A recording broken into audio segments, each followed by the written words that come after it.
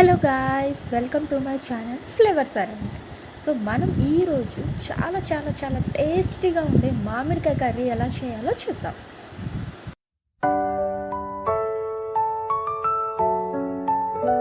ముందుగా మనం మామిడికాయ కర్రీ చేయడానికి ఏమేమి కావాలో ఒకసారి చూద్దాం.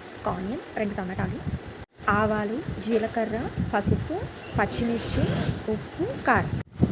బాండలు పెట్టుకొని 2 స్పూన్స్ ఆయిల్, 1 స్పూన్ జీలకర్ర, 1 స్పూన్ ఆవాలు, పచ్చిమిర్చి, మనం కట్ చేసుకున్న ఆనియన్స్ ఇవన్నీ కూడా మనం బాండల్లో వేసుకొని ఇలా మిక్స్ చేసుకుంటూ ఉండాలి.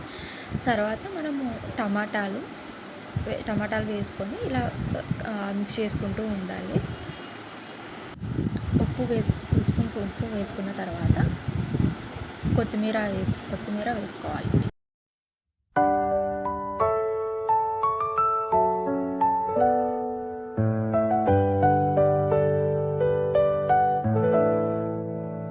ఇప్పుడు 1 స్పూన్ పసుపు, 1 స్పూన్ కారం వేసుకొని మనం ఇలా మిక్స్ చేసుకుంటూ ఉండాలి.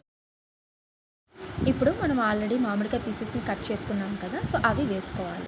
ఇప్పుడు మనము చింతపండు రసం అనేది మనం వేసుకుంటాము. సో నేనేంటంటే ఆల్రెడీ తయారు చేసి పెట్టేసుకున్నాను. సో మనము చింతపండుని నీళ్ళలో నానబెట్టుకుంటాం కదా, సో ఆ రసం అయితే మనం వేసుకుంటాం.